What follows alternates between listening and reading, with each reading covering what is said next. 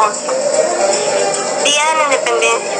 Desde que comenzó el 19 de abril de 1810 como un movimiento autonomista por parte del Cabildo de Caracas, pero que guardaba fidelidad al rey Fernando VII, en 1811 no solo superó el ámbito de la provincia de Caracas al sumarse otras provincias, sino que implicó la ruptura definitiva con el nexo colonial español. Con esta finalidad, se instaló en Caracas el 2 de marzo de 1811 el primer Congreso de Venezuela, con la representación de las provincias de Caracas, Cumaná, Barinas, Margarita, Mérida, Barcelona y Trujillo. Estas 7 provincias que formaban la Confederación Americana de Venezuela en el continente meridional quedaron simbolizadas en las 7 estrellas de la bandera nacional venezolana. Es importante destacar que las provincias de Coro, Maracaibo y Guayana quedaron excluidas del Congreso por estar dominadas por un español.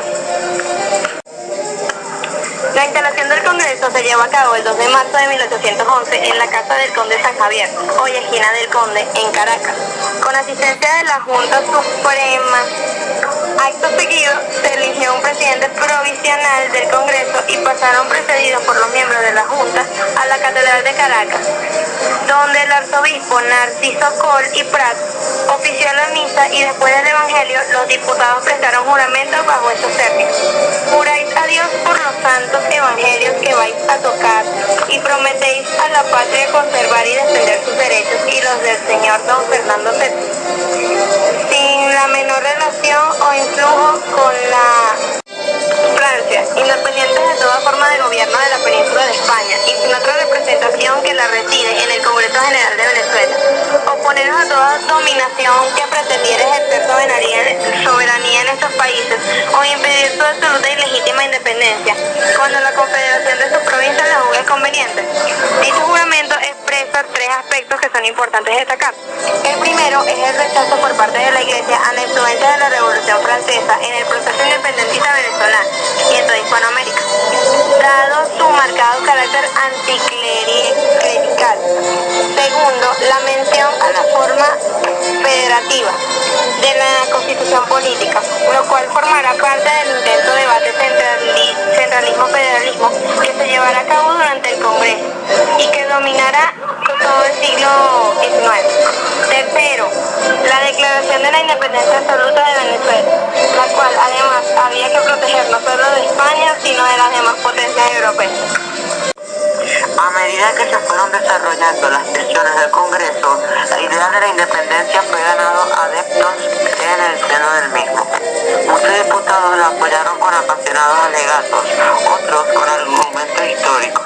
Entre los diputados que se oponían a la ruptura definitiva con la corona española se encontraba el sacerdote de Agrita, Manuel Vicente Maya, quien pronto se vio abrumado por los discursos de Fernando Peñalver, Juan Germán Rocío, Francisco de Miranda, Francisco Javier Llanes y muchos más, favorables a la idea de la independencia absoluta.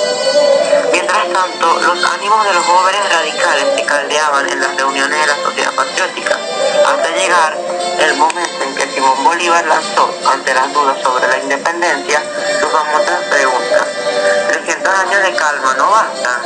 Mañana 5 de julio continuó el debate en el Congreso y al comienzo de la tarde se procede a la votación. Hecho el reencuentro de los votos, el presidente del Congreso, Juan Antonio Domínguez, anunció solemnemente a las 3 de la tarde que quedaba proclamada la independencia absoluta de Venezuela. De acuerdo con los testimonios de la época, luego de la proclamación seguía un momento de intensa emoción.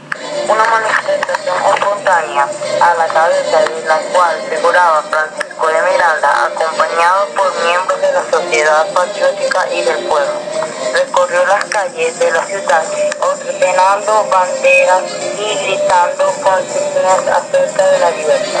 Finalmente, debemos aclarar que el texto antes mencionado, el cual se conoce como la Acta de Independencia, aunque está fechado en Caracas el 5 de julio de 1811, porque ese día fue declarada, en realidad fue redactada el día 5 al 6, por el transcurso del día 6, aprobada el 7 por el Congreso y presentada el 8